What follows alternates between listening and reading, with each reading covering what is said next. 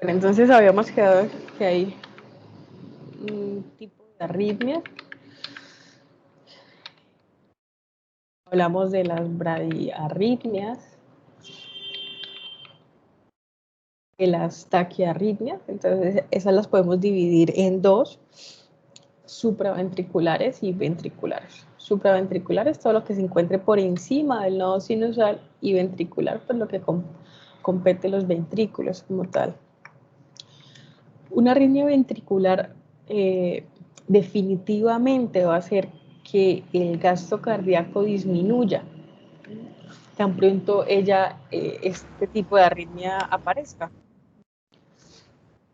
En cambio, las arritmias de tipo supraventricular, si bien es cierto, también influyen en que haya una disminución del gasto cardíaco. Esta es progresiva, no ocurre de inmediato. Habíamos hablado entonces de las arritmias supraventriculares y hablábamos de la taquicardia sinusal. Lisette, porque tiene que entrar con su correo de la universidad, por eso le dice que necesita permiso. Entonces hablábamos, recordar, de la taquicardia sinusal.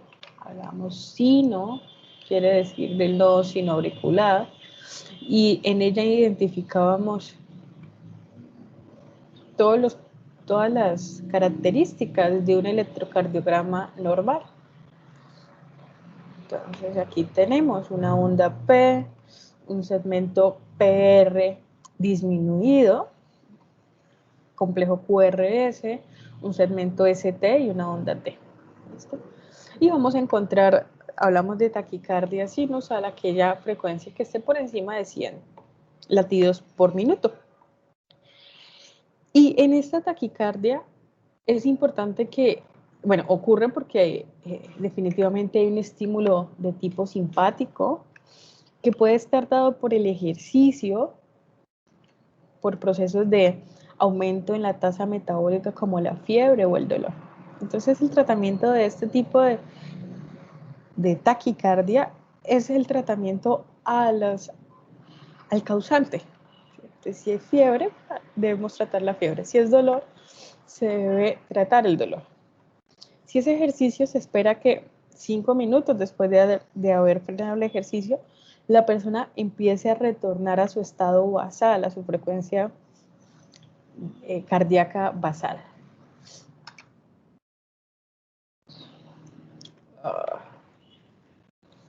Ahorita me borramos esto ya. Hablábamos de otro tipo de taquicardia a la que se le reconoce y está escrita en los libros y en los artículos como aquella taquicardia irregularmente irregular. Y es la taquicardia que se relaciona con la fibrilación auricular.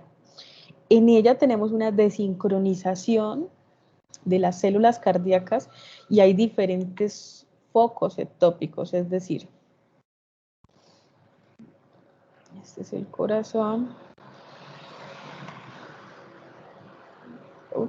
Bueno, este sería el corazón, la aurícula derecha, donde encontraríamos el nodo sinusal, que de manera sincrónica se despolariza y envía su información hacia el nodo AB y luego sigue la corriente. Pero en la fibrilación auricular lo que ocurre es que diferentes fibras se están despolarizando al tiempo. A eso se le llaman focos ectópicos. Entonces, el ritmo de las aurículas es diferente al ritmo de los ventrículos. ¿Sí?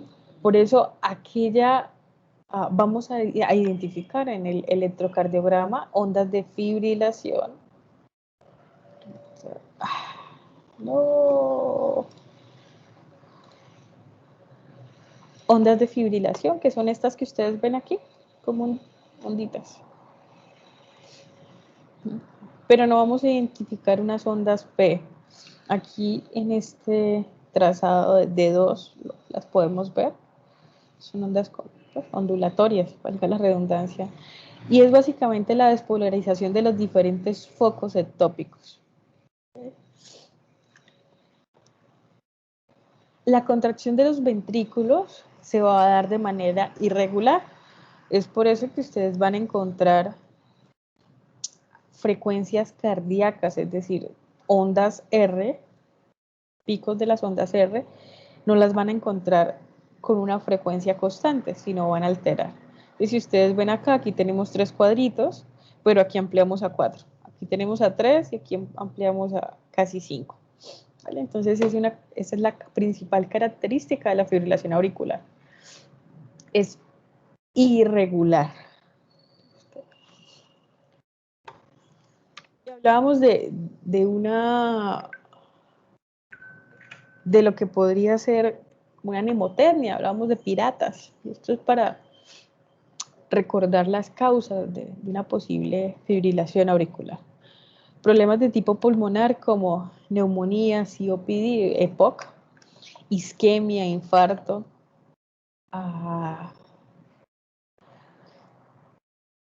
enfermedad cardíaca obstructiva, enfermedad reumática cardíaca o alteraciones en la estructura, en la morfología, como es la alteración en la válvula mitral. En el alcohol y la anemia también puede llevar a una persona a que presente fibrilación auricular. Toxinas, dentro de las que contamos los estimulantes, como tabaco, alcohol, cafeína. La cafeína es de los principales causantes de fibrilación auricular en la población joven. ¿Sí? No por tomar café, sino por tomar bebidas energizantes con alta carga de cafeína. La tirotoxicosis, aquellos pacientes que presentan enfermedad, hipertiroidismo, tienden a presentar alteraciones del ritmo cardíaco, especialmente fibrilación auricular. Las endocarditis o alteraciones electrolíticas, especialmente relacionadas con el potasio, con el calcio, van a llevar a que hayan alteraciones en el ritmo. Finalmente, sepsis y algo que se llama síndrome del nodo enfermo. Yo te había hecho una propuesta, alguien averiguó qué es, ¿te encontró algún artículo del síndrome del seno enfermo?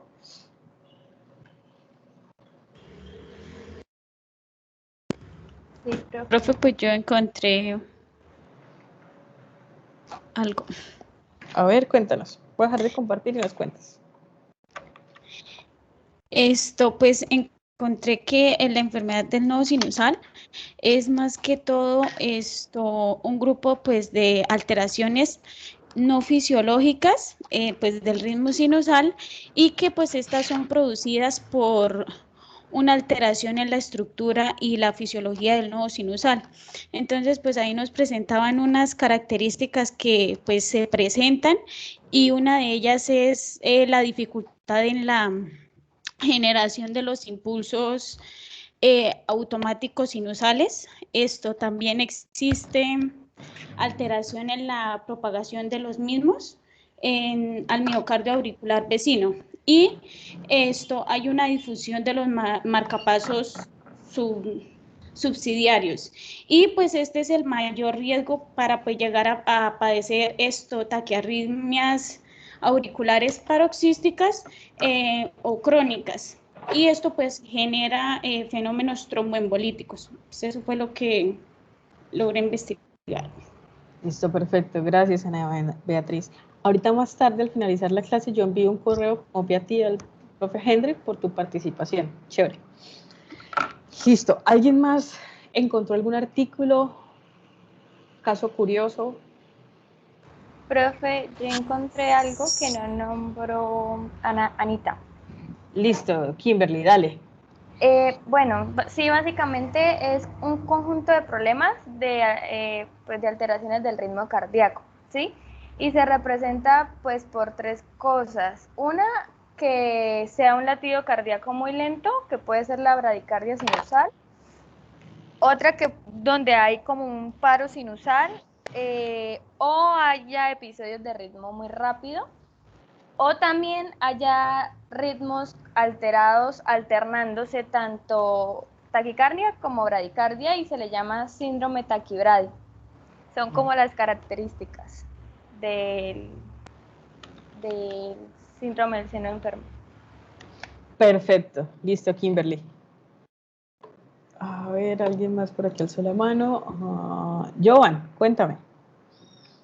Profe, bueno, pues adicionalmente, aquí yo lo encontré fue de la MSD, que es un manual de medicina que dice que la enfermedad del nodo sinusal es una amplia variedad de anomalías del funcionamiento del marcapasos natural. Es un síndrome que produce un latido cardíaco persistente lento como la bradicardia sinusal o un bloqueo completo entre el marcapasos y las aurículas, lo que produce un paro sinusal y cuyo impulso proviene de marcapasos. Del marcapasos no provoca la contracción de las aurículas.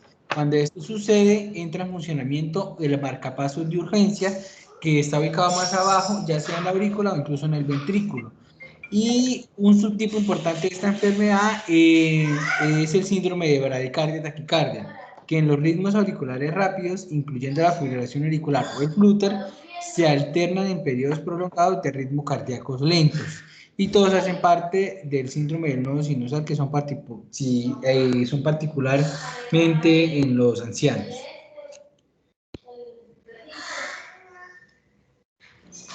Listo, Joan, perfecto. Perfecto, listo. Laura. Profe, pues yo encontré más que todo como unos aspectos generales, pues en los que abarcan como pues el tratamiento, las expectativas, en cuanto a pronósticos, y entonces dice que este síndrome pues es progresivo, lo cual significa que pues empeora lentamente, y también el pronóstico, que es a largo plazo, es excelente para aquellos pacientes que tienen marcapasos permanente implantado, ¿sí? También en el artículo nombraba como complicaciones la angina, las caídas o lesiones como pues por un desmayo, también nombran la insuficiencia cardíaca y un bombeo insuficiente del corazón.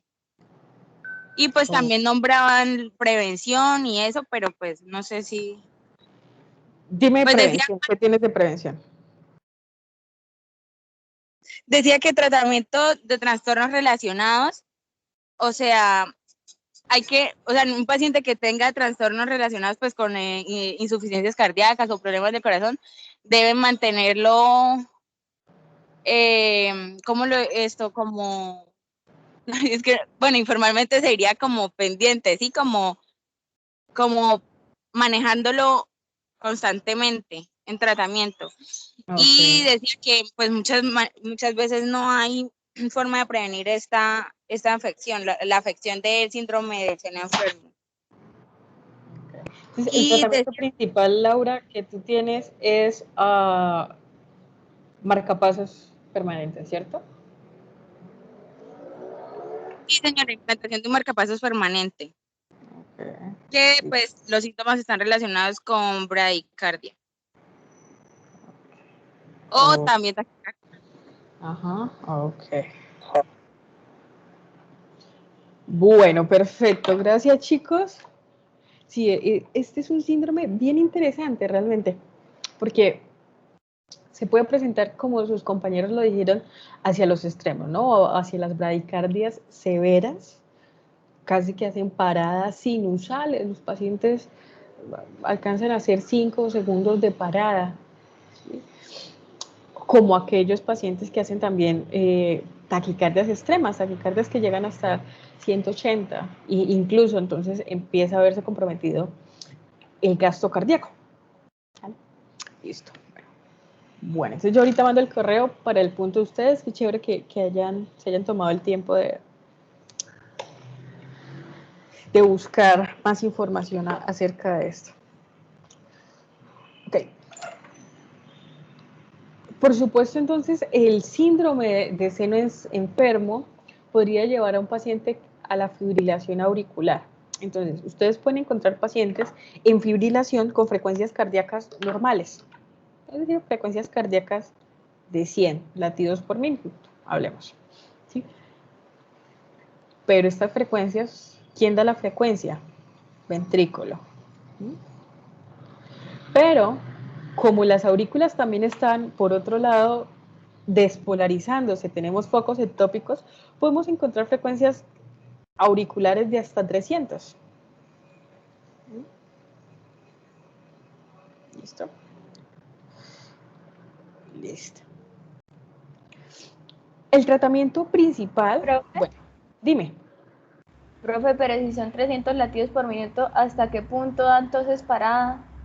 Pero no es de los ventrículos, es de las aurículas. Ah, ok, vale, profe. Sí, es de las aurículas. O sea, por ejemplo, es que aquí casi no se alcanza a ver, pero mira, aquí alcanzamos casi a 300. Uf, total. 100. Sí. Es decir, cada uno de estos piquitos que tú ves así como ondulaciones es una despolarización de aurícula. Pero es que no está sincronizada. Pedacitos de la aurícula, pues primero se sincroniza este pedacito, luego este, luego este, luego este. ¿Sí? Entonces, cuando uno va a ver, hay frecuencias auriculares muy altas. Pero realmente la frecuencia que estamos viendo en el electrocardiograma puede ser frecuencias de hasta 100, 130. ¿Sí? Porque los ventrículos siguen funcionando. ¿Por qué? Porque es que si el nodo sinusal no funciona, acuérdense que el siguiente marcapasos es el que empieza a funcionar, que sería el nodo AB. Entonces el nodo AB, que también tiene su automatismo, empieza a despolarizar y hay la despolarización ventricular común y corriente. Pero ahora, ¿qué pasa? Podemos tener una fibrilación auricular en donde el paciente está estable o aquella donde el paciente no está estable. En aquella donde el paciente está estable es probable una fibrilación donde hay una respuesta ventricular rápida. El paciente tiene unas frecuencias más o menos hasta 130 y podemos atenderla o puede ser solucionada con cardioversión química. Esa cardioversión química se hace con el medicamento que se llama amiodarona. La dosis es de 300 miligramos. Sé que hay unos criterios, en este momento yo no los recuerdo, pero para desfibrilación eléctrica, y es si el paciente se encuentra con bajo gasto cardíaco, es decir, hemodinámicamente inestable. Y esto, lo siguiente es lo que no recuerdo. Sé que tienen en cuenta si es la primera aparición de la fibrilación. Dijo que era bajo gasto cardíaco, alteración de conciencia y que esté mal hemodinámicamente. Exacto. Pero también adicional a eso es que haya que sea la primera vez el primer episodio de FA, no lo recuerdo. Ahorita les envío la foto de la AJA. La AJA lo tiene muy bien descrito. Y si lleva más de 48 horas en fibrilación.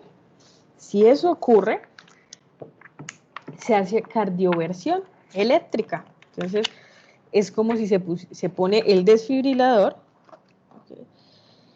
en el pecho y se le da al paciente una descarga. Esa descarga para fibrilación auricular, FA, va a ser con una carga de 200 joules.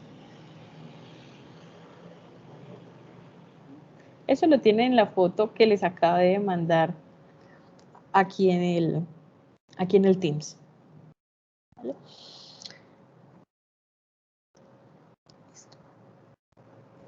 Profe. Dime. Pero ¿cuál es la diferencia entre cardiovertir y desfibrilar? Ok, desfibrilar es que en la cardioversión tú estás sincronizado con las ondas R, es decir, tú pusiste las paletas al paciente, los parches, las paletas, y entonces el aparato va a buscar donde haya una onda R, ¿ok? Que es un latido. En el momento en que hay la onda R, se da el choque eléctrico. Listo, se da el choque y uno espera que el paciente vuelva a ritmo sinusal. ¿Vale? Esa es cardiovertir. Desfibrilar, tú pones las paletas y tú no esperas a que se identifique la onda R. Tú mandas el choque, es decir, no está sincronizada con la onda R. Eso es. ¿Sí te queda claro? Gracias, profe, sí, señora. Vale, listo. Entonces, de arranque, todo paciente que entre con fibrilación auricular, el manejo es amiodarona y dependiendo de su estado hemodinámico, si es la primera vez, el tiempo que lleve en la arritmia, se procedería a desfibrilar, perdón, a cardiovertir con cardioversión eléctrica. Ahora, esos pacientes hay que sedarlos, hay que administrarles un poquito de medicamento para sedar, porque es que es pasarle corriente, uno está electrocutando al paciente para llevarlo otra vez a ritmo. Entonces hay que pasarle, generalmente se pone midazolam cuando se les administra, cuando se necesita hacer cardioversión. ¿Listo? Importante, fibrilación auricular, arritmia irregularmente irregular. ¿Listo?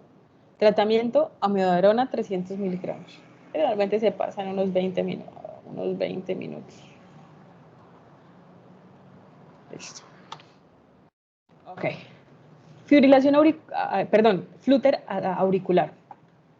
En el flúter auricular tenemos el mismo problema. Aurículas que están desincronizadas. Pero ¿cuál es la diferencia? Es que el flúter auricular es regular.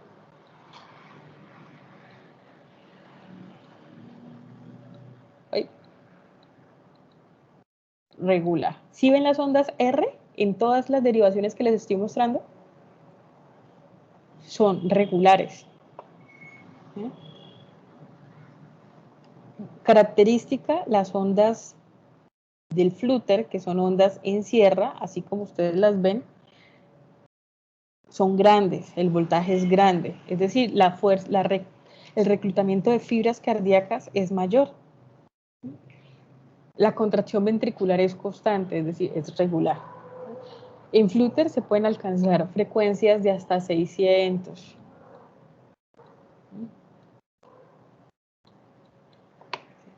Flúter o aleteo auricular se llama esta arritmia. Eso generalmente es antiarrítmicos. Amiodarona, ¿no? Procainamida. Listo, es el tratamiento. ¿Vale? ¿Qué característica? Dime. ¿Frecuencias de hasta qué, profe? Qué pena. 600. Listo, profe. Auricular. Auriculares, exacto. Auriculares. Profe, pero ¿por qué las ventrículas pueden soportar tanta frecuencia y los ventrículos? Qué buena pregunta. No, o sea, bueno, yo imagino que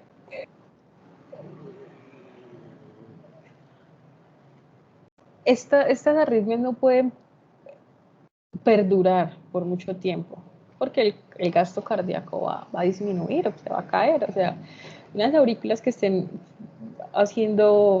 estén contrayendo de manera desincronizada 600 veces por minuto, imagínate qué va a lograr llegar aquí a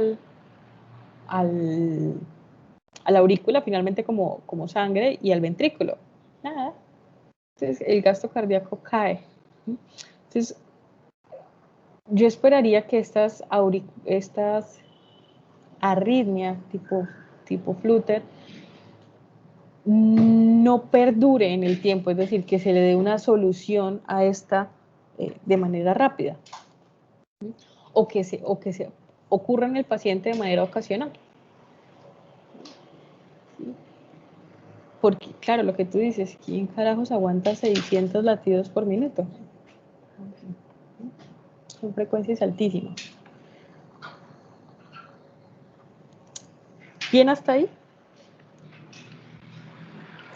Sí, señora, muchas gracias. Sí, señora. Profe, ¿cuál era el segundo medicamento?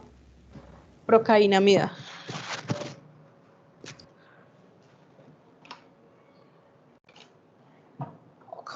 Bueno, entonces vamos ahora con las arritmias ventriculares, todo lo que esté por debajo del nodo AB.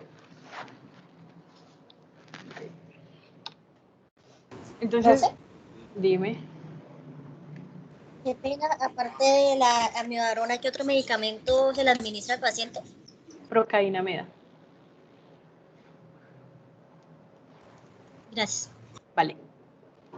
Listo, entonces ahora tenemos la taquicardia ventricular. ¿Sí? Ustedes van a encontrar taquicardia ventricular como en el trazado electrocardiográfico como aquella arritmia ancha, de complejos anchos. Entonces aquí les estoy mostrando un trazado de derivaciones precordiales.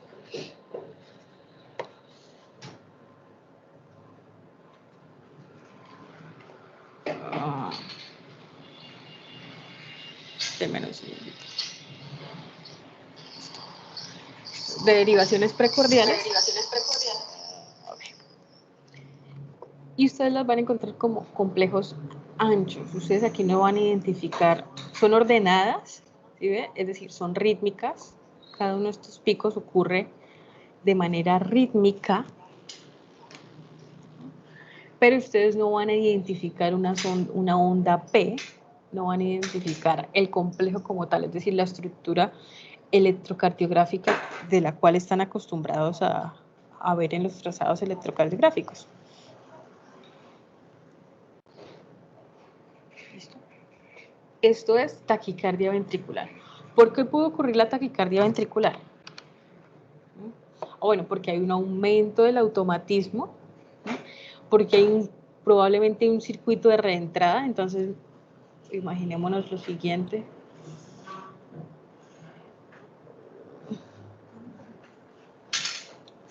Entonces,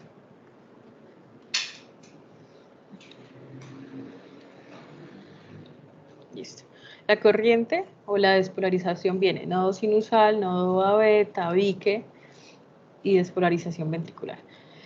Si tenemos un aumento de la actividad simpática, pues bueno, entonces vamos a tener mayor cantidad de receptores activándose en la pared del ventrículo y aumentando el cronotropismo. Eso podría ser una de las cosas. La segunda cosa puede ser que hayan circuitos de reentrada. Es decir, que aparezcan por aquí algunas otras fibras que están conectadas y que omiten todo el paso normal de la corriente. Es decir, atajos. ¿Estos atajos qué hacen? Pues llevan más rápido el impulso, el mensaje a los ventrículos, haciendo que se despolaricen.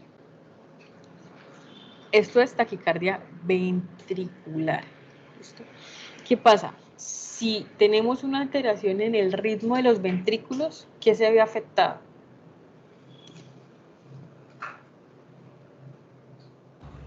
Frecuencia cardíaca. Bueno, pero más allá de la frecuencia cardíaca. La poscarga. Claro. Eyección. Claro, exacto. El volumen de eyección disminuye. Entonces, tenemos básicamente una caída franca del gasto cardíaco.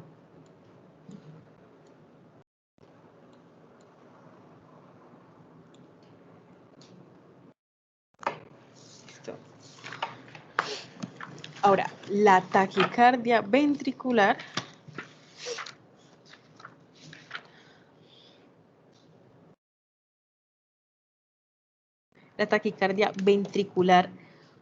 monomórfica, es decir, esta ordenadita, se puede cardiovertir. Pero es prácticamente ritmo de paro. Esto ocurre antes de que ocurra la fibrilación.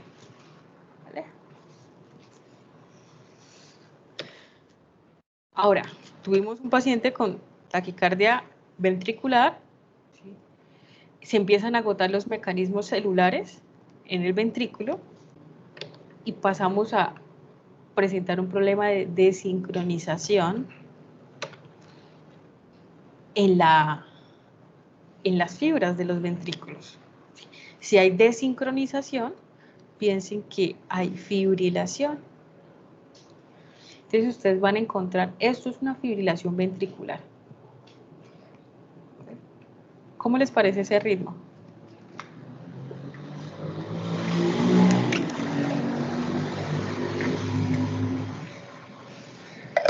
desorganizado. Es un ritmo desorganizado. Tenemos unas ondas grandes. Fijémonos aquí en este dedo largo, que recuerden que era esa derivación la que nos permite ver mejor la actividad auricular y ventricular. No identificamos ondas P. Las ondas P, ¿por qué no se identifican? No es que no haya contracción auricular. Lo que pasa es que es probable que las ondas P estén montadas dentro de las ondas de fibrilación ventricular. ¿Listo? Va a ser así, muy desorganizada. Tratamiento para la fibrilación ventricular. ¿Qué se imaginan ustedes?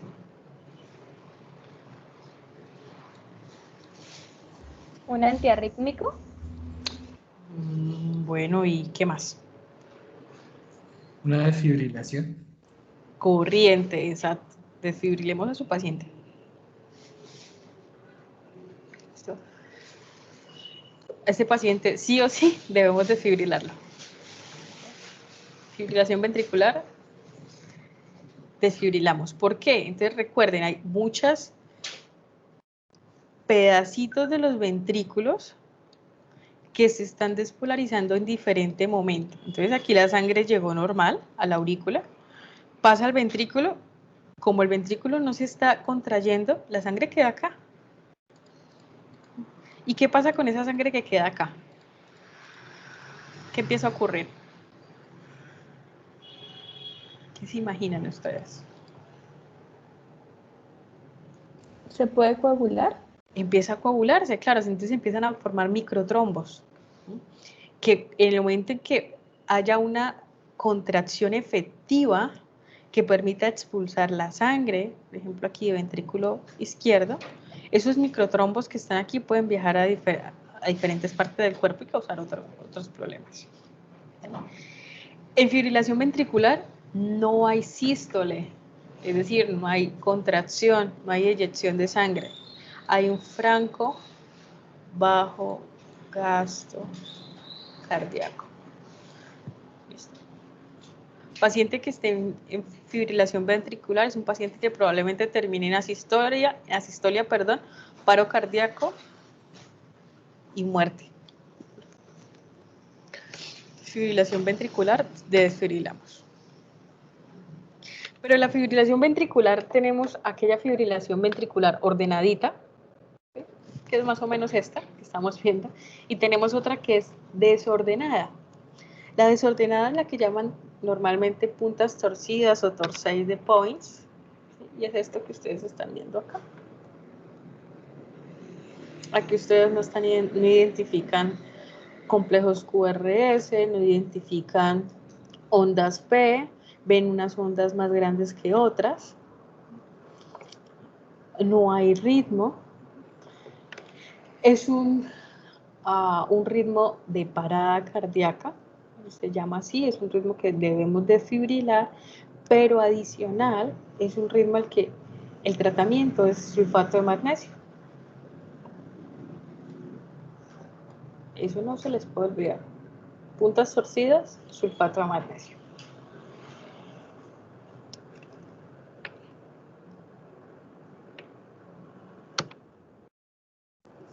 Este es otro ritmo desorganizado de puntas torcidas.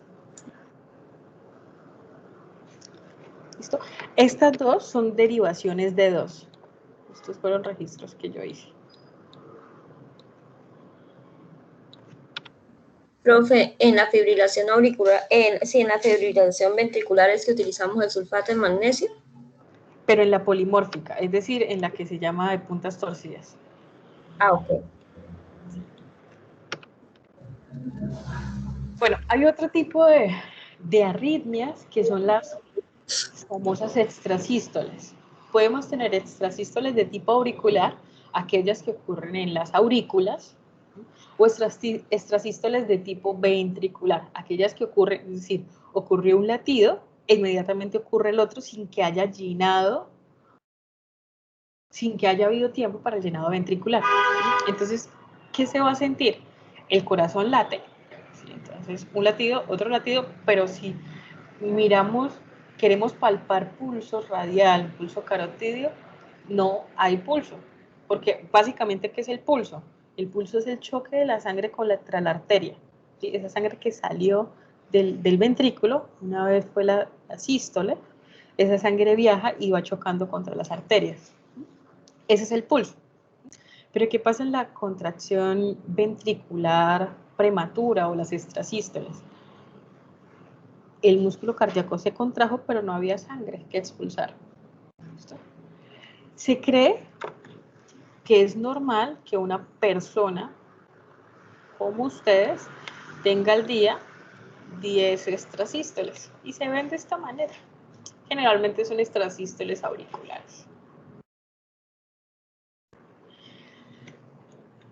Al menos 10 por día. Eso sería lo normal, eso es lo que aceptan los cardiólogos. Pero cuando estas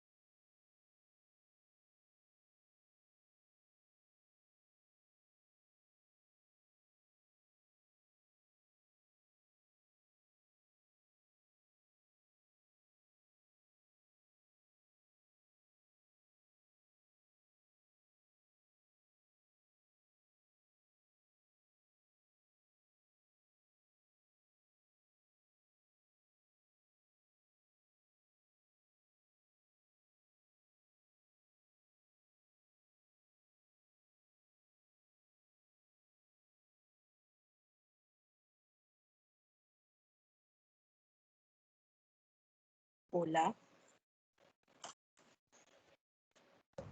Sí, Hola, profe, ya. profe. Sí,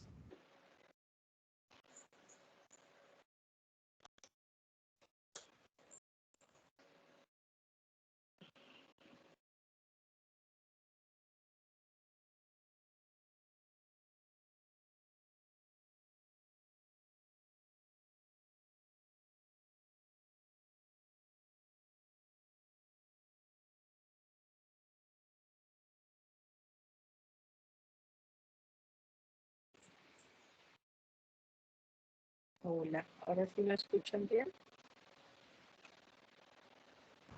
Sí, profe. Bueno, no sabía que estaba lloviendo, hasta ahora que veo sus mensajes. Este,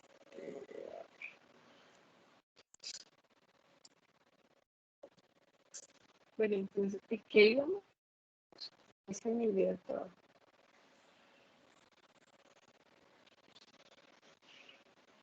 ¿Están viendo mi pantalla?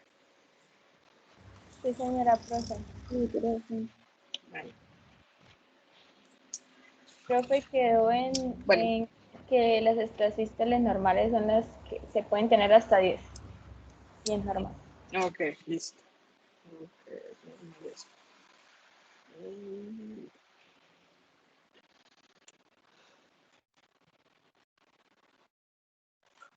Bueno, entonces, cuando ocurre, ay, sí se puede dibujar, qué chévere.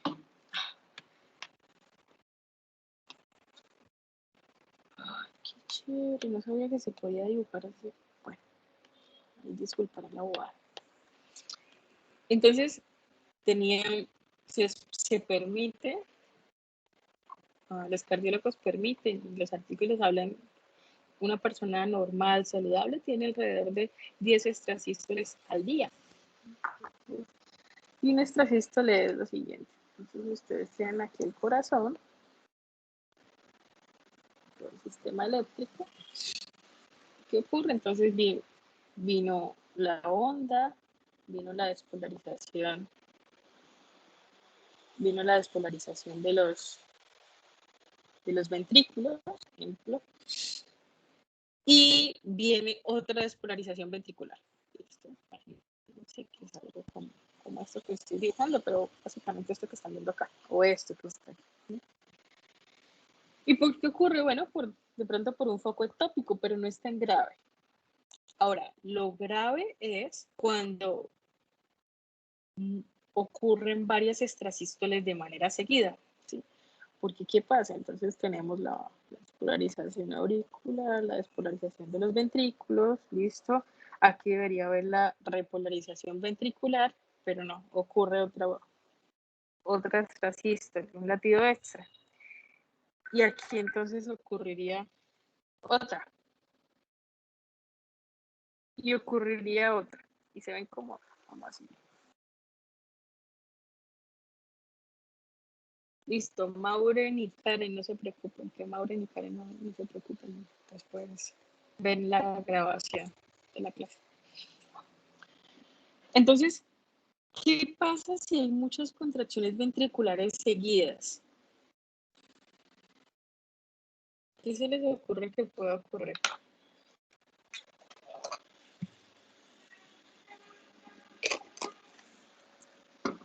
Profe, Dime.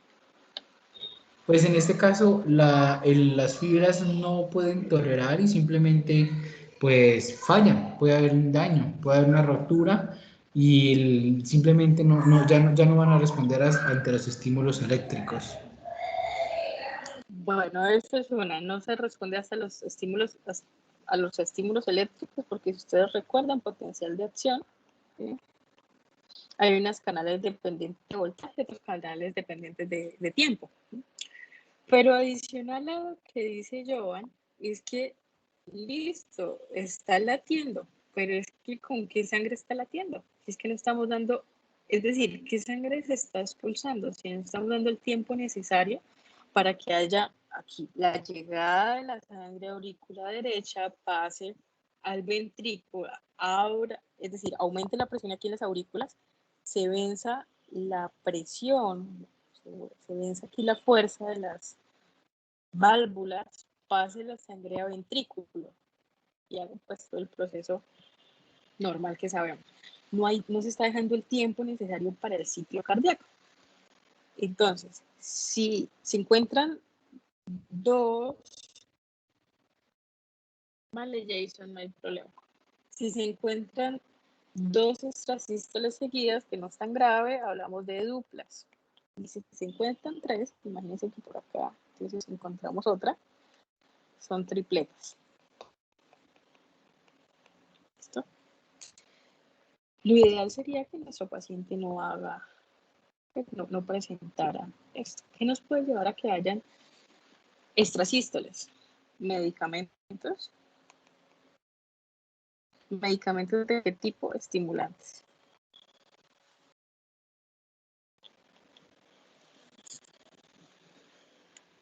¿Cómo se tratan las extrasístoles? Entonces el paciente va a referir, el paciente llega al servicio de urgencias con palpitaciones, presión en el pecho y generalmente se tratan con beta bloqueadores.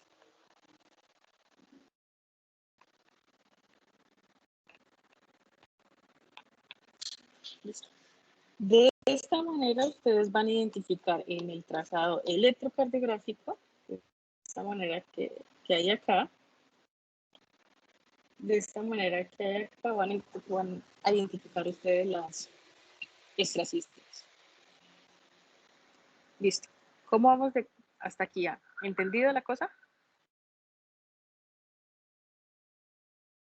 Sí, señora. Profe, ¿las tripletas sí son graves? Sí. Sí. Entonces imagínate que son 3 latidos que ya la persona no está teniendo efectivos. Al no tener 3 latidos efectivos, se cae inmediatamente el ritmo, el gasto cardíaco. Perdón. Vale, profe. Listo. Entonces volvemos a lo que habíamos hablado la semana pasada. Gasto cardíaco es igual, gasto cardíaco se define a la cantidad en volumen de sangre en un minuto. Y hablamos entre 5 a 6 litros por minuto, dependiendo si es hombre, mujer y la estatura. Sí, pero es más o menos lo que el gasto cardíaco. ¿De qué depende ese gasto cardíaco? De la frecuencia cardíaca y del volumen. ¿Listo? La frecuencia cardíaca depende de un proceso de sistema nervioso autónomo. En donde ustedes recuerden, hablamos del simpático y hablamos del parasimpático. ¿Listo? Simpático aumenta, prepara para la huida, va a aumentar la frecuencia cardíaca, va a aumentar cronotropismo e inotropismo. Parasimpático solo interviene con el cronotropismo. ¿Por qué? Porque los receptores muscarínicos, que son los que hacen parte del sistema parasimpático, no se encuentran en músculo ventricular. Ahora, el volumen de que, bueno, la frecuencia cardíaca adicional a esto puede depender de neurotransmisores, que es el mismo sistema nervioso autónomo, y de hormonas, además del ejercicio. Y el volumen depende de la precarga. ¿Cuánto volumen tiene el paciente de ustedes? ¿El paciente tiene un volumen intacto o lo han apuñalado o el paciente está reteniendo líquidos? ¿De qué más depende? De la fuerza de contracción. Entonces, ¿el corazón tiene la suficiente fuerza para bombear la sangre que está llegando o no? La fuerza es poca y entonces la función de eyección, es decir, la sangre que debería expulsarse es menor a lo ideal. Y tercero, la poscarga. Y la poscarga se refiere a la resistencia vascular sistémica. Una frecuencia cardíaca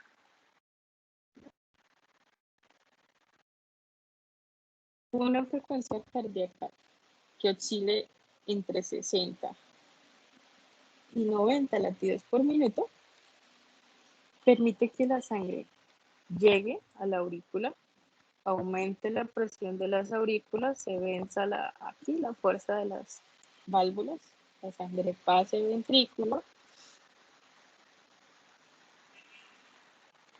luego pase aquí a circulación, hacer el proceso de intercambio gaseoso, luego vuelva, llegue al ventrículo izquierdo y finalmente salga a circulación. ¿Listo? Con una frecuencia de esto, se asegura que el volumen de 5 a 6 litros por minuto sea el adecuado. ¿Listo? Si nosotros disminuimos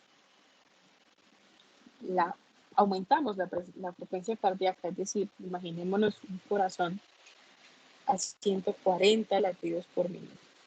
Es un corazón que se está contrayendo más rápido. ¿Sí? Entonces, la precarga la tenemos bien. La fuerza de contracción está bien, el músculo cardíaco está adecuado. La poscarga, es probable que la poscarga esté disminuida porque si tenemos un impulso de tipo simpático, ¿sí? como compensación, es decir, si tenemos una vasodilatación, como compensación, aumenta la frecuencia cardíaca.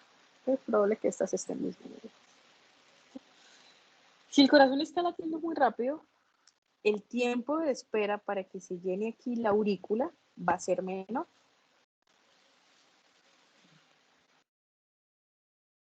Si el tiempo de espera es menor, el volumen va a ser menor.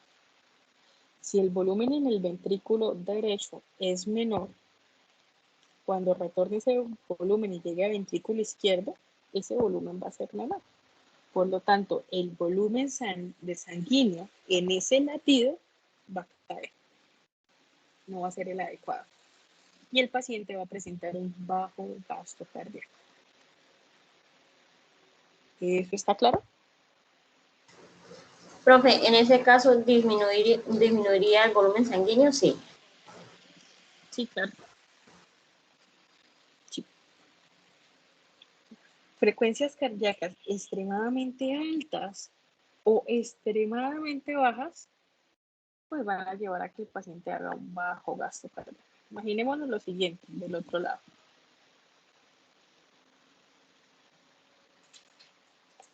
Tenemos entonces aquí el corazón y el paciente tiene frecuencias cardíacas de 30 latidos por minuto.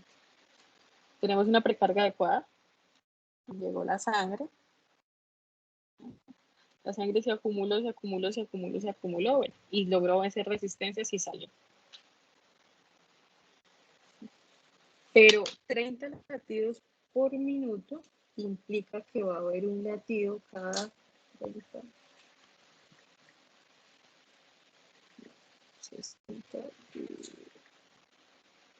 2 segundos. Un latido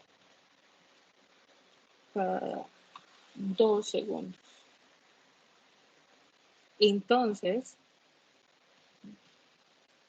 el volumen que se va a lograr expulsar no va a ser el adecuado, va a caer. No vamos a suplir, no vamos a alcanzar los 5 a 6 litros por minuto que necesita el cuerpo para asegurar la perfusión de los diferentes órganos. ¿Eso está claro? Profe, ¿por qué un latido cada 2 segundos? Divide. Porque solo tiene 30 latidos por minuto. Sí. Entonces, imagínate que este es un minuto, que son 60 segundos. Y entonces aquí te dicen, bueno, primer latido 1. Dices que están teniendo 30 latidos por minuto. Divide 60 en 30.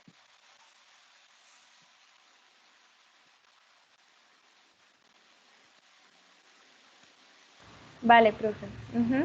2 segundos. ¿Sí? ¿Sí te queda claro? Entonces se va a señora. demorar mucho. Que se expulsó la sangre, ¿sí? Pero el siguiente proceso de eyección, es decir, la siguiente sístole, se va a demorar mucho. Entonces va a empezar a haber hipoperfusión. ¿Sí? Sí, señora. Listo. Bueno, chicos, aquí hemos terminado con los dos. Vamos ahora a ver, entre todos les voy a contar un caso clínico y ustedes van a empezar vamos a empezar a hablar de ese caso clínico. Entonces les tengo un paciente, mujer, de 25 años de edad, que llega al servicio de urgencias, voy a leerles por cuadro clínico, de 6 horas de evolución, de sensación de taquicardia, dolor en el pecho, no se asocia a ninguna otra sintomatología y refiere que está en estudio actual por electrofisiología, por taquicardias. A las 6 horas antes de ir al servicio de urgencias, ese paciente se tomó un bisoprolol, una aspirina y no sintió mejoría. Listo. ¿Alguien sabe qué es el bisoprolol?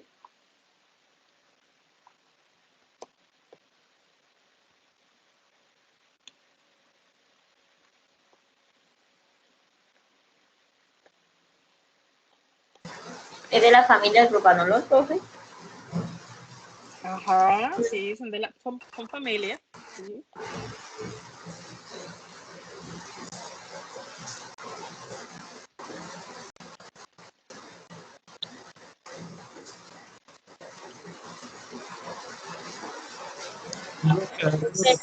Pero, ok, muy bien. Listo. Entonces, la paciente 6 horas antes tomó un bisoprolol y tomó una aspirina. ¿Por qué por qué esa paciente habrá tomado el bisoprolol? Pueden buscar en internet. No sé. Pueden buscar en internet cuál es el efecto del bisoprolol, que es un beta bloqueador, ¿no? Aunque por fisiología lo deberían más o menos entender. Es un beta. Pues, profe, digamos que al ser un beta bloqueador lo que impide es que las moléculas de calcio ingresen a las células y como el calcio es la energía química que utilizan este retículo sarcoplasmático para convertirlo en la energía mecánica y contraerse, entonces al disminuir la entrada del calcio, las células o la membrana plasmática se estabiliza nuevamente y no se va a contraer con la misma frecuencia. Ok, pero él bloquea los canales propiamente de calcio. No, los beta 1. Ok, él bloquea beta 1. ¿Okay? Y acuérdense que beta 1 viene del sistema nervioso simpático que tiene inervación en aurículas y ventrículos, es decir, actúa con cronotropismo e inotropismo. Entonces, nosotros esperaríamos que esa paciente, una vez se haya tomado el bisoprolol, más o menos a la hora y media, la paciente haya disminuido la frecuencia cardíaca, el crono, y que la fuerza de contracción también haya disminuido. Eso es entendido, ¿cierto, chicos? ¿O alguien no?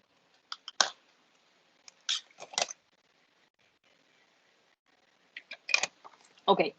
¿Por qué esta paciente habrá decidido tomar una aspirina, un ASA? Como anticoagulante, profe, para evitar que haya un trombo por la misma frecuencia cardíaca. Ok, la misma frecuencia cardíaca alta, taquicardia, sin saber si es taquicardia sinusal o una FA, una fibrilación, hay mayor riesgo de que aparezcan trombos. ¿Por qué? Porque se disminuye el flujo laminar. Básicamente, el ASA es un antiagregante plaquetario. Listo. Vamos a seguir analizando el caso.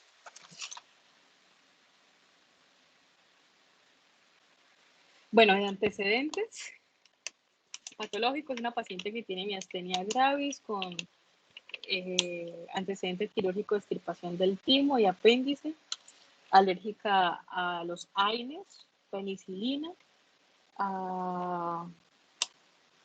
con tratamiento farmacológico sintomático para su enfermedad de piridostigmina.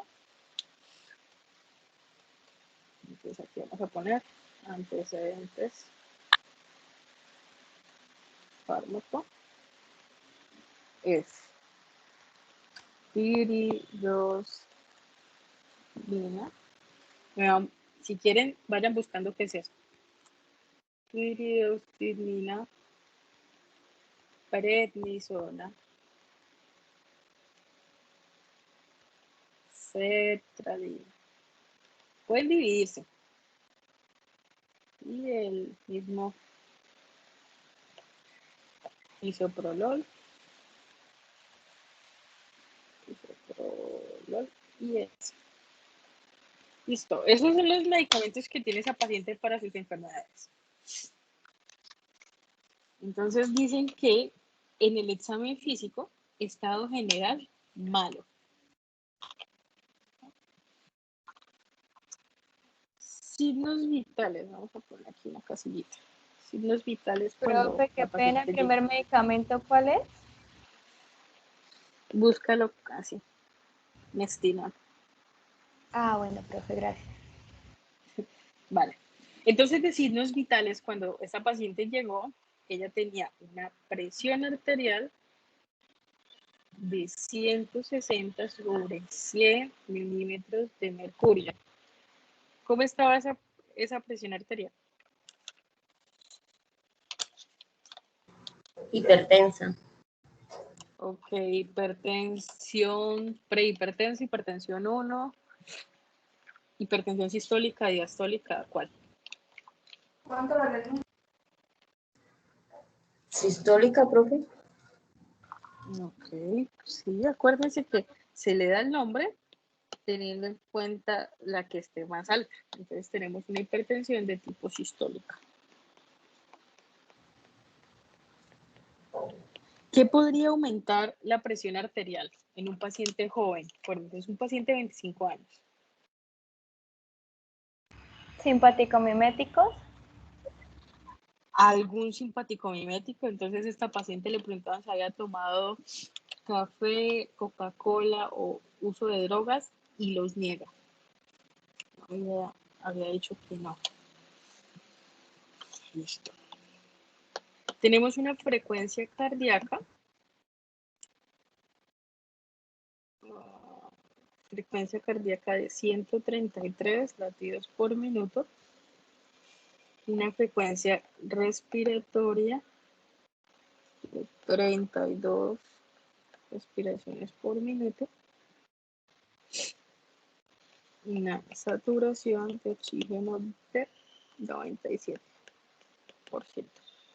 Y afebril, una temperatura de 36.3 grados centígrados. Listo.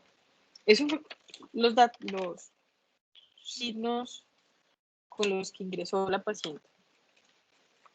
¿Qué tenemos alterado de eso? Ya hablamos de la presión arterial. ¿Cómo tenemos la frecuencia cardíaca? Esta le va a dar una taquicardia. Una taquicardia. Todavía no sabemos si es sinusal, si es una fibrilación, no sabemos. La frecuencia respiratoria. También taquipnea. Aumentada. Una taquipnea. Saturación y temperatura. Bien, profe. Están bien. Ok, listo. Entonces, a la paciente se le da, bueno, entonces dice normocefálico, pinreal positivo, mucosas orales húmedas, no lesiones, cuello móvil, no adenopatías, no masa, tórax simétrico, expandible, no doloroso a la palpación, no presenta dificultad respiratoria, murmullo vesicular conservado. Entonces empezamos a eliminar las posibles causas de la arritmia, las posibles causas respiratorias. ¿Se acuerdan que, por ejemplo, en FA teníamos el EPOC, la neumonía? Y aquí nos están diciendo que esa paciente no tiene, todo, el sistema respiratorio se encuentra bien. No hay sobreagregados pulmonares. Ruidos cardíacos arrítmicos, no se auscultan soplos. Abdomen blando, depresible, no doloroso a la palpación, no signos de irritación peritoneal. No se palpan masas ni ruido, no se palpan masas, perdón, ruidos intestinales presentes. Extremidades simétricas, pulsos periféricos presentes. ¿Por qué nos interesan los pulsos? ¿Qué es el pulso? La fuerza por la que pasa la sangre por los vasos. Fuerza con la que Ok, pasa. entonces si tenemos, exacto, la fuerza que ejerce la sangre, entonces aquí tenemos que la sangre viene, la onda de sangre viene, y ella le pega a las paredes de las arterias. Ese es el pulso. Entonces, nosotros sentimos es cuando la sangre golpea las arterias. Entonces, si la paciente tiene pulso, quiere decir que es una arritmia que sí está permitiendo que haya una expulsión, una eyección de sangre. Y adicional comprobamos que no hay nada que esté obstruyendo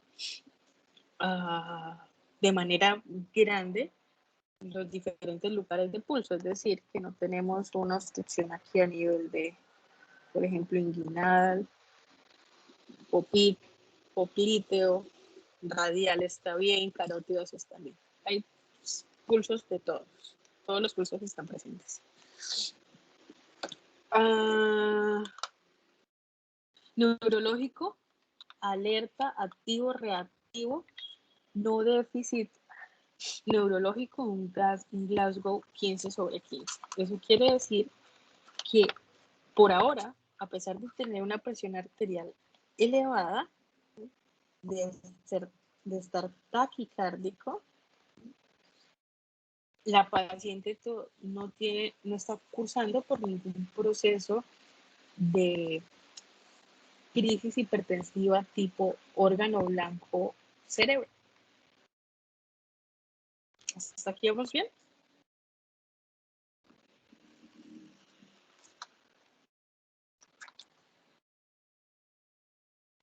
Okay. Listo. Entonces, a esa paciente le hicieron todos los exámenes, un hemograma, una PCR para identificar si había alguna alteración tipo de infección. Todo salió bien. Función renal bien. Electrolitos bien. Y se le envió un electrocardiograma. Entonces, si ustedes tienen aquí arriba, tienen una derivación, una D2 larga, pero ahí casi no se ve. Está D3. Estas ondas que ustedes ven, a ver, ahí,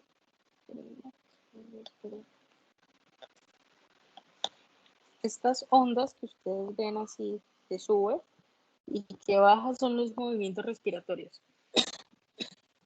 Por eso se ven lentos. Esto tenemos una ABL, entonces recordemos que en AB tenemos el corazón y el triángulo de Beethoven. Entonces teníamos D1 estamos mirando el corazón desde arriba. Tenemos D2, en D2 estaríamos mirando el corazón de esta forma, vemos aurículas y ventrículos. En D3 estaríamos mirando el corazón de esta manera, vemos principalmente ventrículos. ABL, tenemos el corazón diagonal.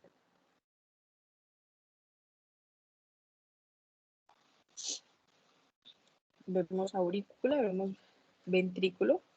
En ABR vemos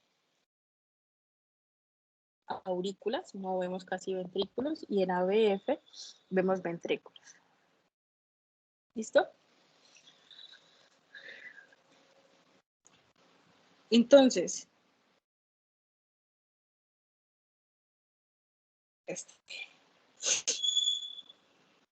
este de acá. Esto es un D3. Esto es D1, D1, D2 y este es D3. Vemos una onda P que nos no se evidencia bien, pero miren, aquí está la onda P, un segmento PR y un complejo QRS que va hacia abajo. ¿Por qué va hacia abajo? Porque recuerden que la corriente va de derecha a izquierda, de arriba a abajo, ¿sí? Y en D3 estamos viendo desde los ventrículos. Entonces, vemos, pareciera adecuado. Aquí vemos un B3, un B2, perdón, este de acá. En ese B2, ¿logran ustedes ver una onda P? Acá. No. No. No. ¿Qué ven? En lugar de la onda P, ¿qué ven? Como pequeñas ondas F. Como pequeñas ondas. ¿Listo? Vemos un complejo QRS. Sí, Sí. sí, sí. Ok. S. Ese Sí. miremos ahora en B3, que es este. Ese complejo QRS es rítmico. Sí. Es que sí, No, parece. no, No, a ver, ¿quién dice que no? ¿Y por qué? yo, profe, porque es que me diría uno, está midiendo más de 2.5, ¿no? El pico. No, a ver, miremoslo aquí, a ver. Bueno, entonces aquí tenemos dos cuadros grandes, este, 1, 2, y 1, 2, 3 cuadritos pequeños. Listo. Entonces, 2 cuadros grandes y 3 pequeños. Listo. 2 cuadros grandes. Ponemos este de aquí. Listo. 2 cuadros grandes, este y 3 pequeños. ¿Listo? Vamos con la otra. Tenemos un cuadro grande, otro cuadro grande y 3 pequeños. Vamos con la otra. Un cuadro grande, otro cuadro grande y 3 pequeños.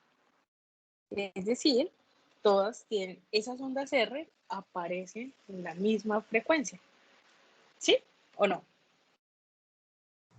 Sí, profe. Sí, profe. Listo. Ok. Bueno, entonces aquí abajo tenemos este mismo electrocardiograma un poquito más grande y tenemos un trazado de dos, largo, que es el que quiero que veamos. Esta paciente es confiable el D2, tiene un eje cardíaco normal. Entonces, hay elevación del segmento ST, miremos acá. Ustedes ya vieron infarto. ¿Hay elevación del segmento ST?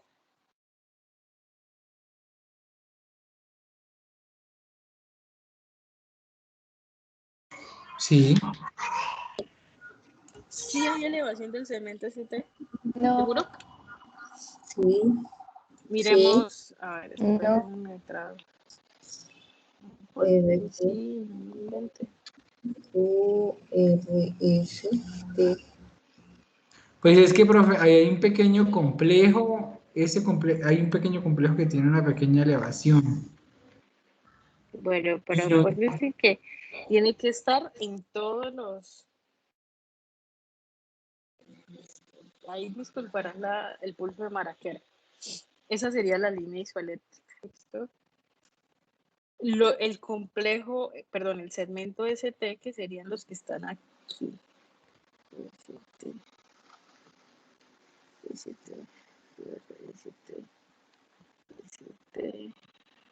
ST. Listo, se encuentran por encima o por debajo de esa línea que acaba de pintar.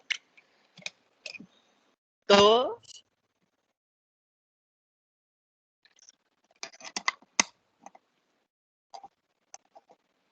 ¿Todos? No hay. Sigo la línea que hice, ¿no? No. Ok, entonces ST arriba, no.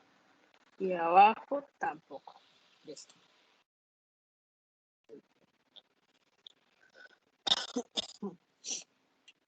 Las ondas P, les señalo unas ondas P. Una onda P, ya esta onda P tiene una característica interesante, ya se las explico. En este paciente tienen características chéveres. Tenemos ondas P, todas las que les acabo de dibujar, seguidas de un complejo QRS.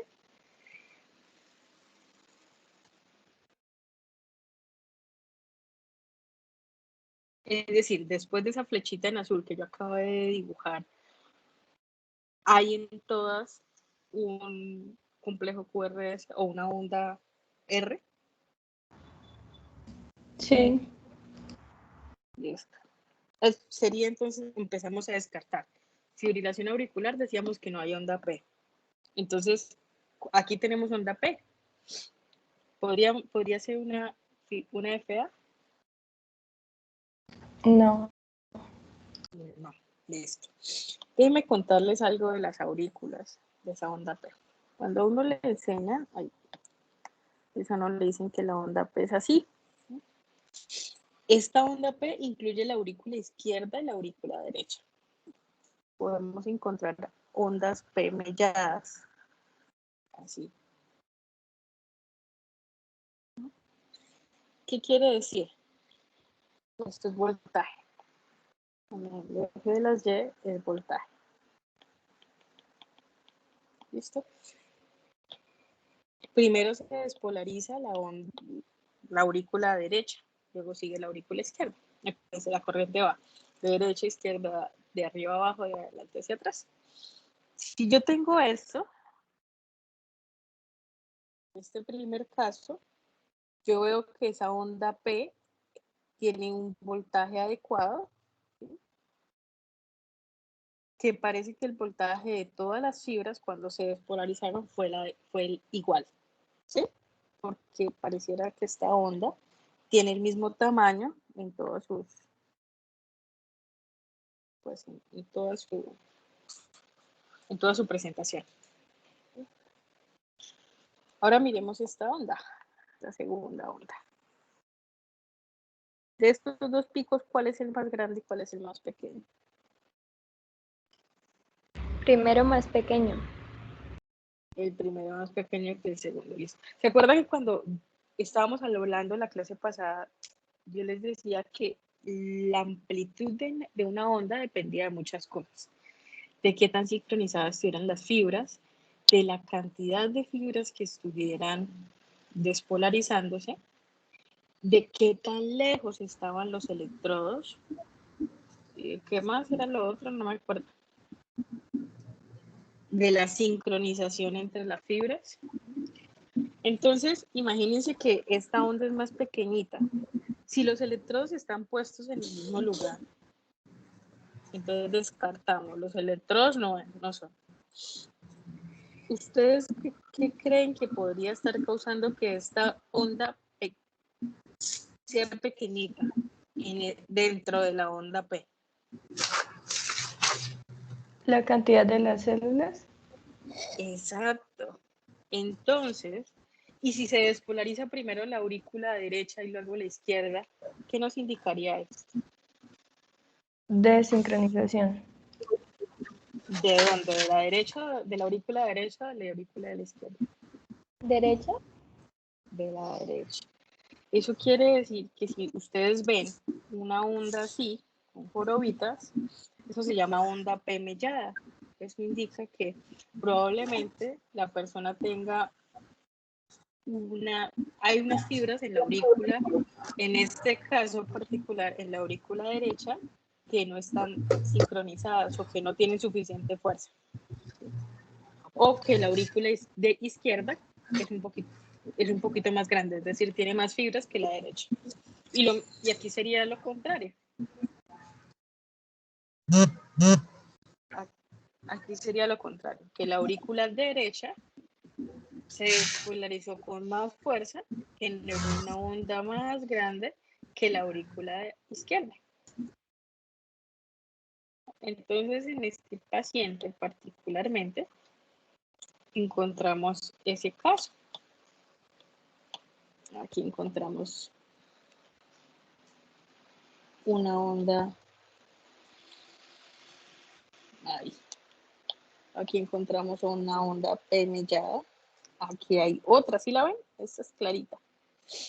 Aquí también es clara. Aquí es clara. Y generalmente es en la aurícula derecha. Entonces podríamos decir que este paciente tiene una aurícula derecha más grande que una aurícula izquierda. ¿Eso es claro, chicos? Profe, ¿lo puedes volver a repetir? ¿Qué repito? Lo último que dijiste. Si tenemos un trazado electrocardiográfico y tenemos una onda P bonita, simétrica, quiere decir que ambas aurículas tienen el mismo tamaño, las células están sincronizadas y se despolarizan al mismo tiempo. Si tenemos ondas P melladas, podríamos revisar hacia qué lado de esa onda P se eleva más que el otro, si es el lado derecho o el lado izquierdo. Si es el lado derecho, por ejemplo, en esto que les estoy dibujando, estaríamos frente a un paciente que tiene una aurícula derecha más grande, con mayor cantidad de fibras, y genera un potencial más grande que la onda de la aurícula izquierda, que es esta pequeñita. En esta paciente particularmente encontramos en esto, y tenemos una, tenemos otra, aquí es muy claro, aquí es muy claro, ondas pemelladas. Eso es claro. Sí, profe. Listo. Ok, ahora este paciente, bueno, entonces encontramos ondas PSI seguidas de un complejo QRS. Entonces P1,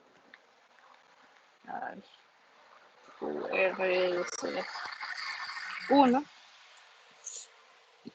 No tenemos ST elevado, entonces empezamos a descartar un posible infarto, un síndrome coronario agudo. Descartamos una fibrilación auricular porque todas tenemos ondas P seguida de un complejo QRS. Hay unas ondas PItas como de fibrilación. Pareciera que hay también un proceso de fibrilación, de desincronización de algunas de las fibras, o que el paciente se movió, o es ruido. ¿A qué me refiero con ruido? Interferencia, que el paciente tenía una manilla, que el paciente tenía aretes. Todos estos aparatos, monedas, aretes, celular, causan interferencia en los potenciales eléctricos. Listo. Ahora vamos con la frecuencia cardíaca. Tenemos 300, aquí, esta que cae sobre uno grande.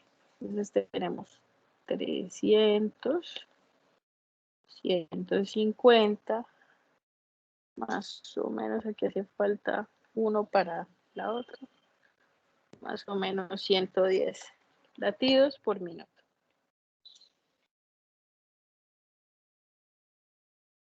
Ok. El complejo QRS es adecuado, no es un complejo QRS ancho. ¿Qué arritmia tiene ese paciente?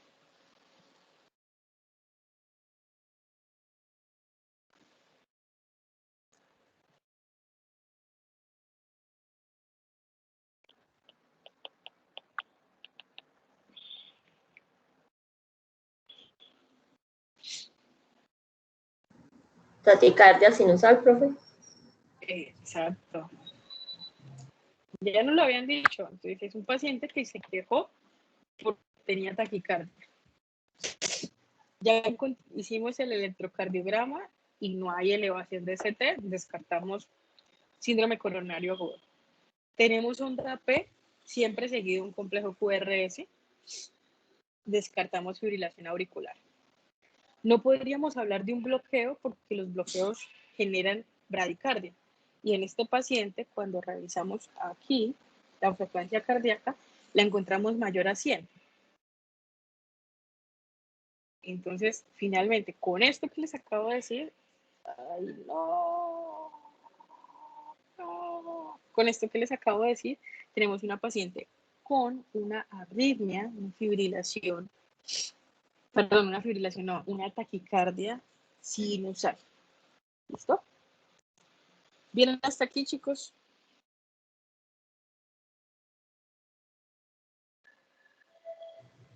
Profe, la taquicardia sinusal podría ser de pronto porque ella está tomando sertralina, sería como ansiedad. Ok.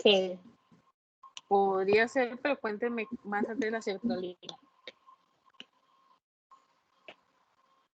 Profe, la sertralina es un medicamento que se utiliza para tratar la depresión y creo, si no estoy mal, que es un receptor selectivo de la serotonina.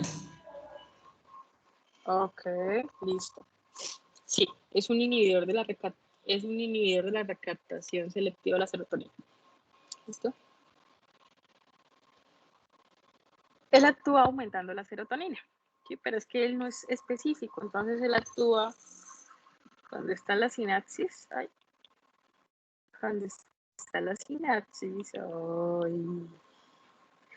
y se libera el neurotransmisor aquí a la placa sináptica, ese neurotransmisor puede irse a otras sinapsis, puede viajar a sinapsis vecinas. Al viajar a sinapsis vecinas, él puede estimular otro tipo de sinapsis y hacer que haya comodulación, es decir, que se libere otro tipo de neurotransmisor. Entonces, no es específico. Entonces, uno de los efectos secundarios podría ser taquicardia. Incluso la sertralina, es arritmogénica. Arritmogénico quiere decir que puede causar arritmias. Listo, ¿qué es la prednisona?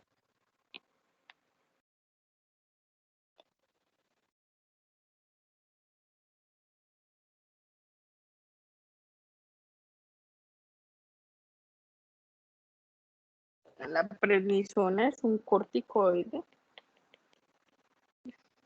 sintético. Los corticoides actúan en la glándula suprarrenal.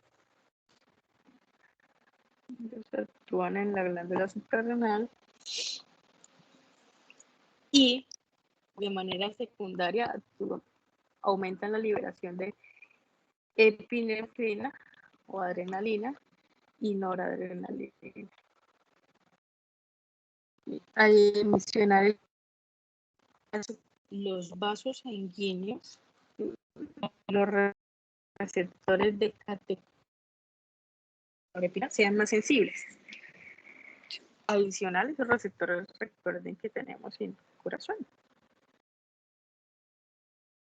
Entonces, un estímulo por prednisona, este paciente podría ser el generador de. ¿Qué es la piridostigmina? O el mestinol.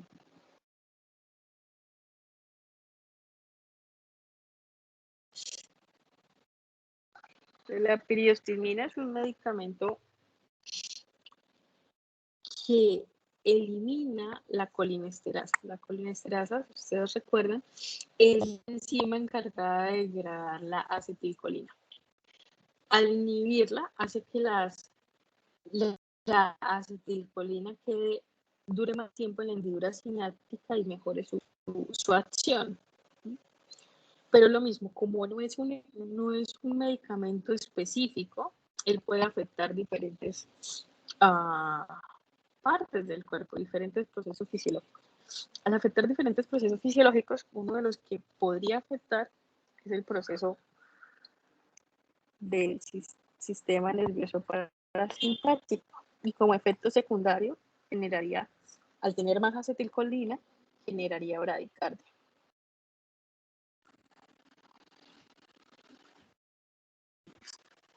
Pero es un proceso que no está ocurriendo en este paciente. Este paciente se presenta al contrario. Pareciera con un efecto simpático mimético, hipertenso, taquicárdico.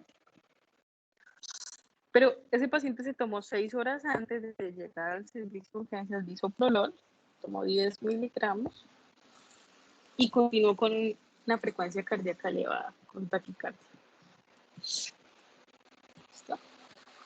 A ese paciente, bueno, después de que le hicieron este electrocardiograma y se descartó lo que ya acabamos de descartar, a ese paciente se le administró a metoprolol. ¿Qué es el metoprolol?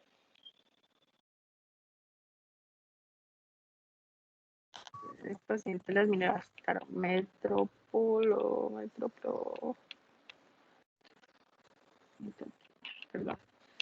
metoprolol, le administraron 5 miligramos intravenoso en bol lento y diluido. ¿Por qué a ese paciente le enviaron eso? ¿Cuál sería la razón para que le enviaran metoprolol?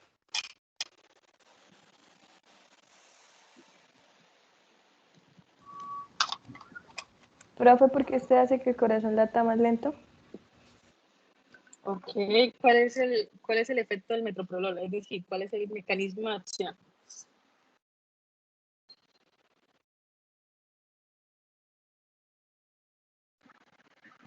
Es un bloqueador bloqueador de beta 1 cardioselectivo. Exacto, es un Sí. beta bloqueador. Entonces va a pasar lo mismo que hace el bisoprolol, pero él es cardioselectivo, es decir, él solo actúa en las células del corazón. A esta paciente le administraron este medicamento y luego le volvieron a tomar un electro, que es este que están viendo acá. Y ahora pasamos para el otro lado.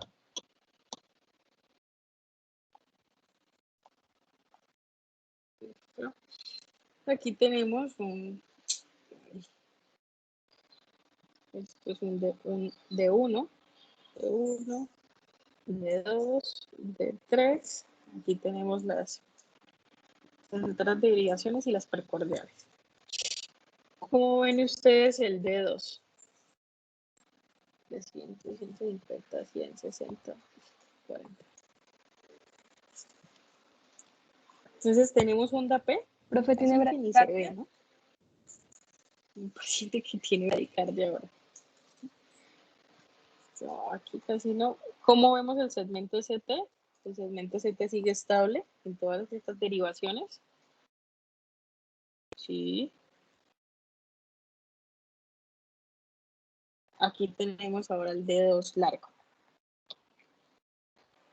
Casi que ni se ve la onda P. Está aquí. Mirenla aquí. Chiquitica. Aquí está un poquito más grande. Aquí. Si ustedes se fijan en esta, miren que también es una onda P mellada.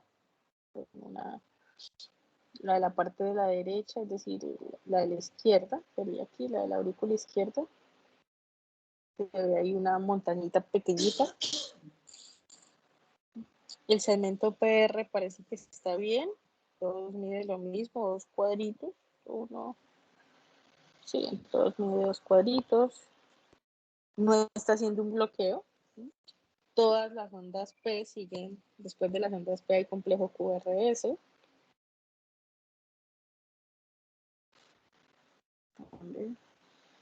El segmento ST, miren que está bien. Cambiamos de color.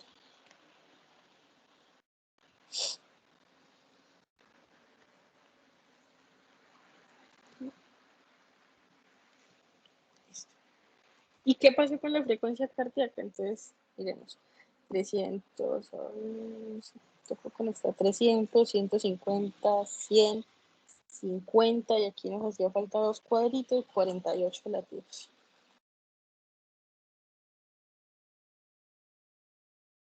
Eso es una bradicardia de tipo sinusal.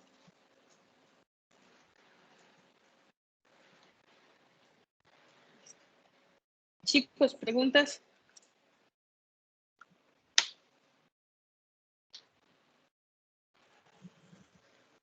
Profe, ¿es del mismo paciente? O sea, ¿fue luego administrarle el metoprolol? Sí, ese es el mismo paciente, 2 horas después de haberle administrado el medicamento cardiovermal, metoprolol. Uy, profe. ¿Funcionó el medicamento o no funcionó el medicamento?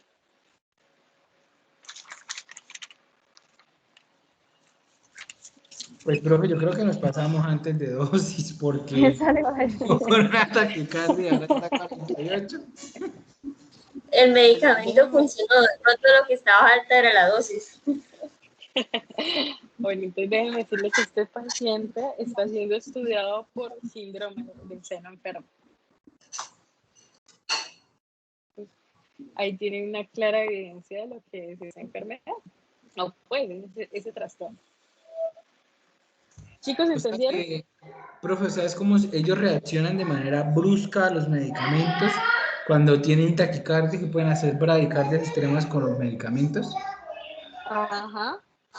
Incluso ¿Cómo este hacen para...? paciente, espérame a ver si les puedo mostrar una cosa de este paciente. Este paciente lo pusimos a respirar profundo. Creo que yo se los mostré qué días, ¿no? Sí, ¿se acuerdan que les mostré que había como unos picos en unas onditas que yo... Bueno,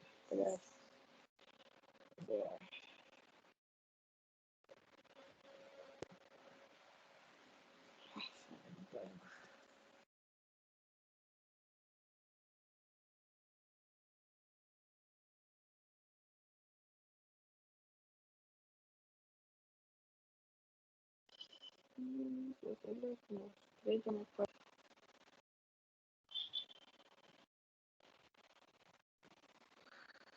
Miren. Entonces, esto es MRR, es decir, intervalos de segundos. Entonces, lo que está más o menos entre 0.8 y 1.1 son latidos normales. Lo que en este gráfico, lo que está para arriba significa bradicardia, lo que está para abajo significa taquicardia. Este paciente estaba haciendo respiración profunda, como la que uno hace cuando hace yoga. Y mire que por cada ciclo respiratorio, este paciente, ay, no puedo rayar. No, esta paciente tenía latidos cardíacos muy bajitos. Si ustedes dividen 60 entre 3.63, eso da 16.52. Ese era un latido de parada cardíaca. Entonces son cambios muy extremos los que realizan estos pacientes.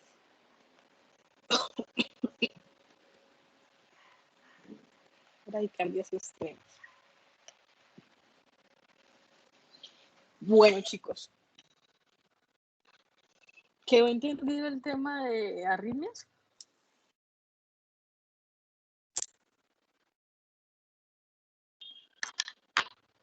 Aspiro que sí, ¿no? Y si no quedó entendido, díganme. Miramos cómo hacemos. Pues, profe, yo considero que sería necesario hacer un tallercito con otros electrocardiogramas, mirar algunos casos clínicos antes del parcial, porque si el parcial va a tener eso, electrocardiogramas, considero que sí sería bueno tener algunas teorías extra y poder mirar entre nosotros lo de las variaciones y mirarlo en un taller un poco más interactivo donde ya recopilemos toda la información. Ajá. Sí, de acuerdo. Estoy de acuerdo. De arranque les queda a ustedes de tarea realizar, revisar trazados electrocardiográficos. La mejor manera de revisarlos es de aprender el traje es leyendo electros. Hay aplicaciones que están tanto para Android como para iOS. Esta, por ejemplo, tutor del SECG es bueno. Este también, el de ASL, es muy bueno. Y ahí les va mostrando. La idea es que revisen trazados. Eso por un lado. Por otro lado, yo me comprometo a subirles ahorita o mientras esta semana unas guías también de Electra. Sin embargo, ustedes ya tenían una guía de eso. Y para ahorita,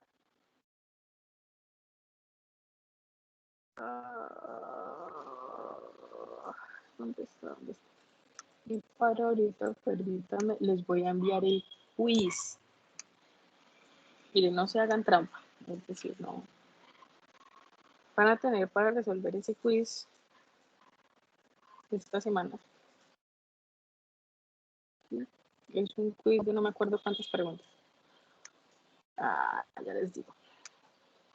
14 preguntas tiene ese quiz. Está en inglés.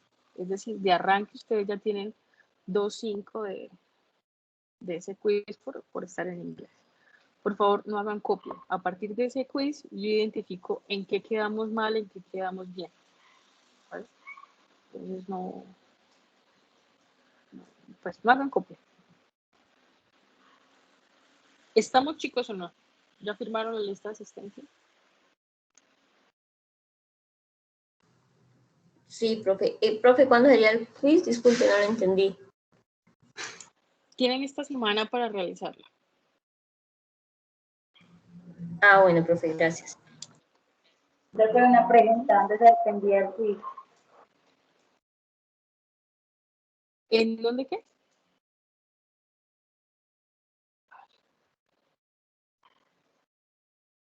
Ah, no, es un Google Forms, ya pues.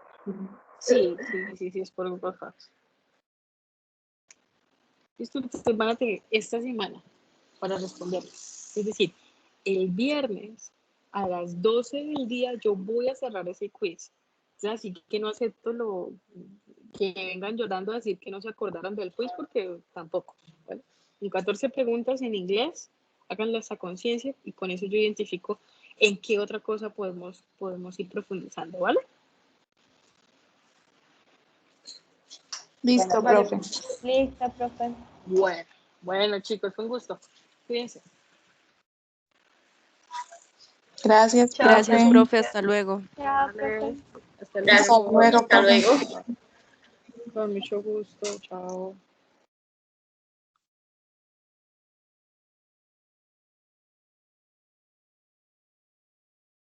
La grabación.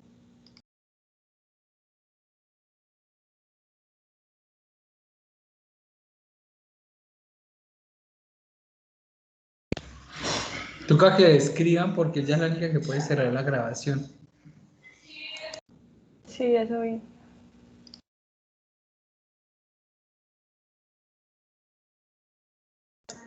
¿Con quién tenemos clase ahorita?